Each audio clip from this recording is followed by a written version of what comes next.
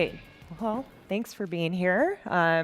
We are very excited to give an update on what's been going on at Nordstrom for the last year and share kind of what we've learned and what we're focused on for this year. So I just wanted to give a lay of the land kind of to start with. At Nordstrom, we think about the customer's at the center of the universe. But everything that we build and deliver is framed up in this context. So we have our full price business, which is inclusive of all of our stores. So we have stores all across the United States, and then we opened in Canada and Puerto Rico this year as well. And then we have our online properties, Nordstrom.com, and our mobile apps in the full price space. And we acquired Trunk Club, which is basically, if you haven't tried it, try it. We have Trunk Club for men, and we just launched Trunk Club for women. But essentially, you get products shipped to you based on your style and preferences, and then you can keep what you want, send back what you don't want. Great service. And then we have our off-price business as well. So from a brick-and-mortar perspective, that's our rack stores. In the digital space, we have NordstromRack.com and Hotlook, which is a basically flash sale business.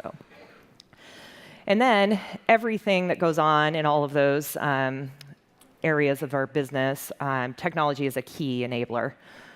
We're really focused on strategic flexibility so that we don't paint ourselves into a corner. And our digital experience, say that because our in-store experience is very high touch. We're trying to figure out how to bridge that gap into the digital space and make the experience more meaningful. And then in our stores, it's really about convenience. We have the high touch experience, but it's not as easy to get in and out if you want to come in and do something quick. And then everything's about speed. Jean mentioned the cycle time goal that we have. We'll go deeper on that. And then also improving our reliability.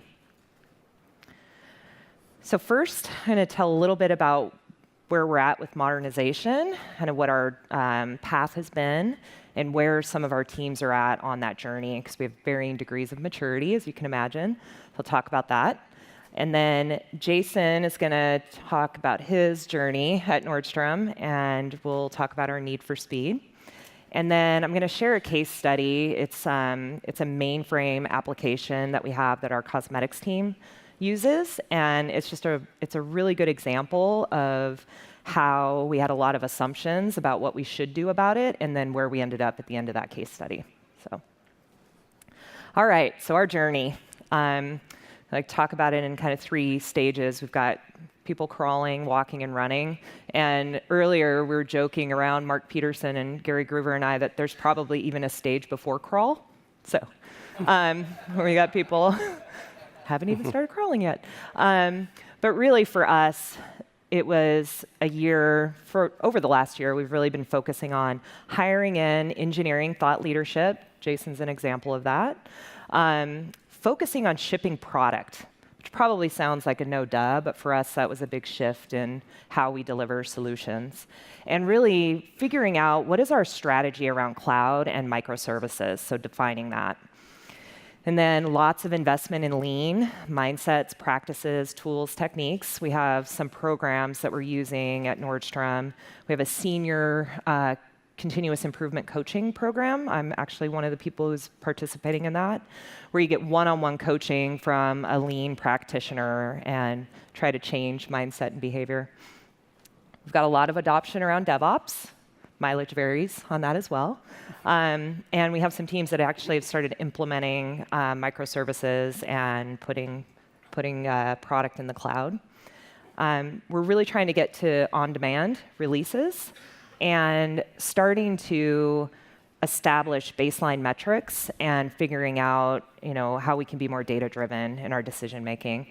And we're also spreading talent across the organization. I keep, pointing at Jason. He recently moved out of our web team and into another team to actually help them accelerate some of the modernization that's going on in that team. So I got my little animation. So not all teams are at the same pace. For example, we've got some of our web organization practicing things in the walk and the run. We also have some of our web organizations still crawling. Our store team, we've got some people who are practicing these mindsets, and they've gone pretty far with DevOps adoption in those teams. But we also we're not as far along on our cloud strategy and implementation. And then our superstar team is our customer mobile team. I talked about them last year. They're one of the only teams that's in the running phase. And what's great about them is they know they're never done, but they want to continue to be running. But they have the best kind of structure and framework for continuous learning. All right. So now Jason's going to talk about his journey. All right. Yeah. All right, thanks. My name is Jason Josephy. I've been with Nordstrom now for a year. Courtney invited me to come up here to talk kind of about my personal journey here, my personal transformation, and how this applies to all the things that we're trying to do, both with Lean, DevOps, etc. So when I came into Nordstrom, I landed on the web team. Our team builds all of the web experience, both the full desktop and mobile site. It was a team that was kind of, you could consider it in a classic state. It had a lot of developers doing a lot of development. We had a lot of testers doing a lot of testing. We have a release team that manages builds and deployments and environments, which then goes to the ops team, which then goes to prod support. And you've probably all been a part of something like that at some point. So the first thing we wanted to try to start doing was bring these teams together. We were operating with a Scrum model.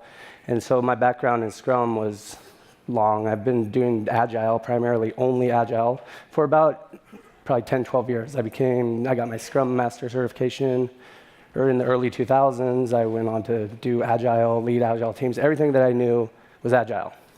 I knew that to be a great success platform. I had been successful with it.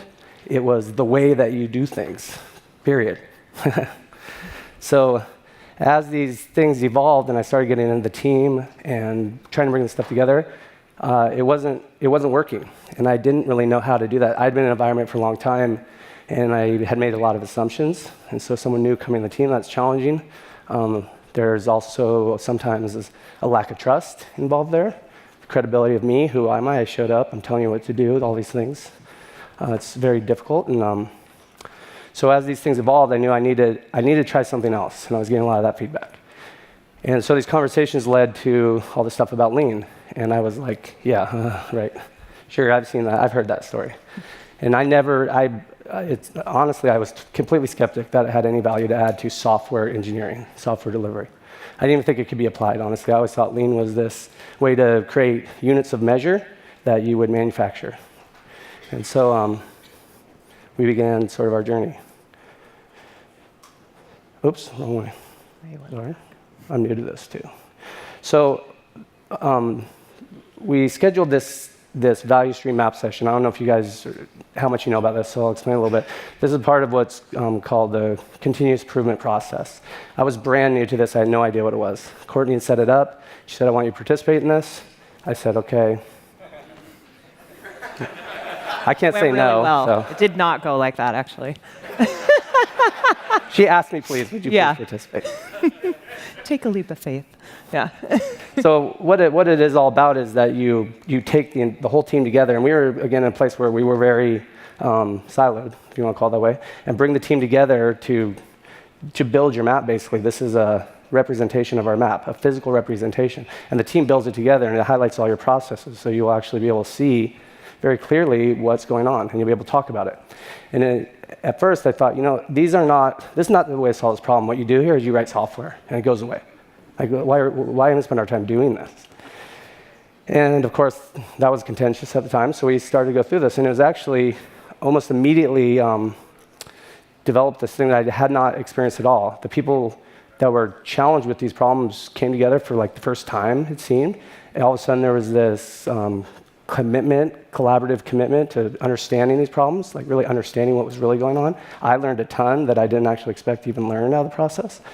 And it was quite amazing. I mean, it really built this, a foundation of collaboration, where we could share this experience. And so then the idea of the value stream is to start creating experiments, try to reduce your cycle time, try to improve your process.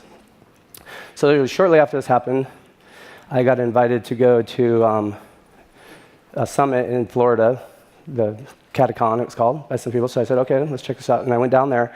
And this was when I first got introduced to the whole process, like what improvement kata really was and continuous improvement. And so the first part of the conference was about this learning aspect.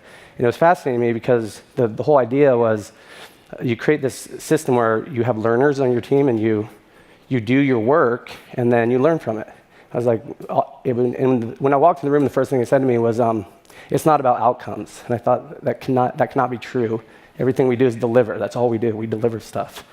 And so they walked us through this framework, and it was fascinating to think about just the pure scientific method and how simple this aspect of learning was, that we almost like just don't even behave that way anymore.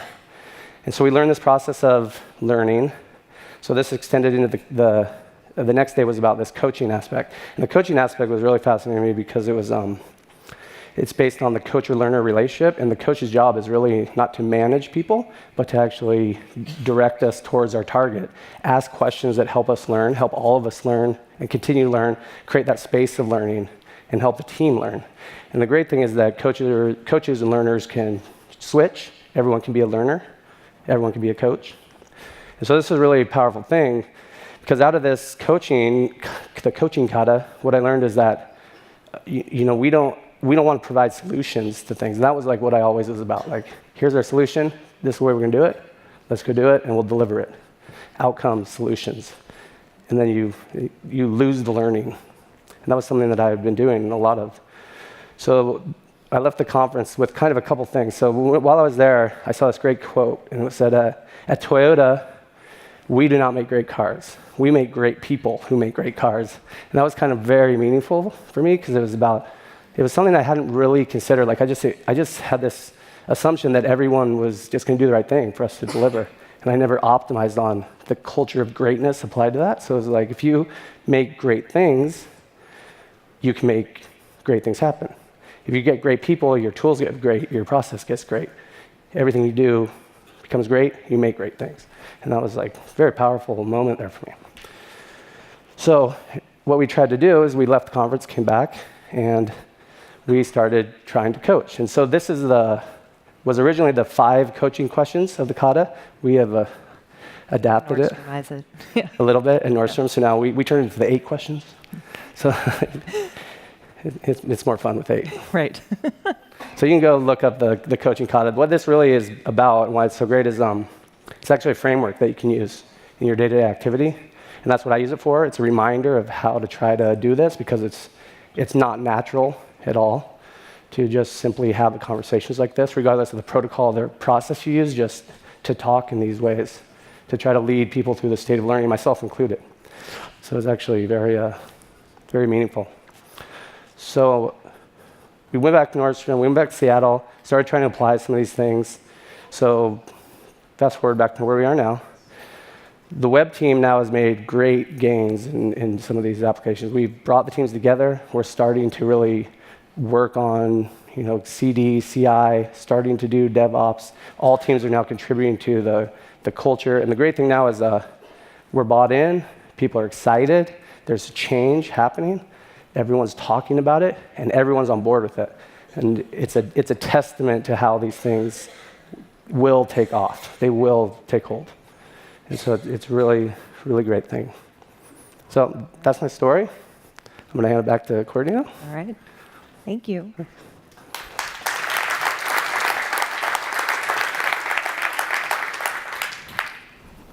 All right. Now we're going to talk about the goal of reduction of cycle time by 20% across all of our customer-facing teams. I'm going to explain how we got there and what we're doing to basically the countermeasures that we're using to actually achieve the goal. So in 2014, we were really focused on how do we get more productive, and there were a lot of different opinions about how we could make that happen. Luckily, our continuous improvement method won, and we were able to demonstrate that if we have teams understand what the goal is and then give them these techniques, then we actually would get more productivity, and that would just be a natural outcome. And essentially, we landed on let's pick a goal. We'll pick the 20% reduction in cycle time for 2015, and then we sent everybody kind of on their journey to figure out what were the appropriate tactics and countermeasures that they could use to meet the goal. So the current condition was we weren't really measuring cycle time. We had some teams that were, lots of teams had different definitions. Definitely was not happening consistently across all of the customer-facing teams. So our target was let's measure it and make it visible, and let's conduct experiments to reduce the cycle time. So this is actually a picture of the board that we use to manage through the coaching kata of how we're doing against each of the team's target and what countermeasures they're leveraging to reduce it. So I talked about cycle time visibility. That's kind of first and foremost. We've got to measure it. And then a lot of teams are leveraging value stream mapping. You know, Jason mentioned the web team. Other teams are doing that so that they can really understand what would be the biggest opportunity and problem to solve in order to get the 20% reduction. Continuous delivery is probably not surprising to see that on there. Microservices is another mechanism because we have kind of, I guess the best way to describe it is we kind of have a hybrid going on right now in the web team where we've got run-ahead teams that are really kind of building product in a new way, and then we have our existing way that we release features into the web. And then we're leveraging cascading Hoshin. We do that with our selling and customer-facing business initiatives. We actually use an A3X, and we stack rank all of them, and then we cascade that to the teams. We do the same thing for these initiatives as well, so we make sure that we're working on the right things and that we have the capacity to actually make progress against those. So again, can't fix what you can't measure, so make cycle time visible. So this is an example of one area that I support, basically how we're keeping track of cycle time by month. Basically, you take a monthly snapshot, and then also output. So there's a lot of conversation about how you define output, but essentially this is anything that the team is working on that shows up like in the customer experience. And this enables us to have transparency. We all get together once a month and we ask why when we see patterns that don't make sense. Like one example, in August, cycle time went up and output went up, which is typically you see what we saw in June where cycle time goes down, output goes up. So this gives us that opportunity, though, to really dig in and understand what's going on in those teams and help them if they need help getting unblocked or if something's in their way. Now I'm going to tell the story of our cosmetics business office. This is a mainframe application. It is used by our floor managers in the stores, so all of our beauty and cosmetic store managers and department managers. When we started this, so I actually, at one point in my career at Nordstrom, I supported this technology team. And every year, we'd go into planning, and we'd say, we got to get that thing off the mainframe. We got to do it this year. We're going to do it this year. We're going to move it off the mainframe. We're going to get the support, and then we would never move it off the mainframe. And then the next year would come, and we'd have the same conversation. So this year, it happened again, and we said, well, why don't we actually leverage a value stream mapping exercise, and maybe the outcome is that it needs to come off the mainframe. It's possible, but maybe there's a bigger problem to solve. And this will give us that opportunity. As Jason said, it really brings together all of the people who are part of the value stream. They collaborate. It's fact-based. They're able to kind of look at the whole end-to-end process and then go after what makes the most sense. So as I said earlier, the assumption was mainframes, it's unreliable, it's unsupportable, and we got to move this app off. By the time we got through the value stream mapping exercise, what we uncovered was at the very beginning of the process, we were asking for information from those department managers they didn't have. So they'd submit the request, Sometimes they'd leave that field blank. Sometimes they'd put garbage in it. And it would go to a central office, and they would kick it back because it didn't have what they needed. And that would go on for up to a week. They'd go back and forth, until they either found the information through some other means and submitted it accurately, or that central team would just look it up for them.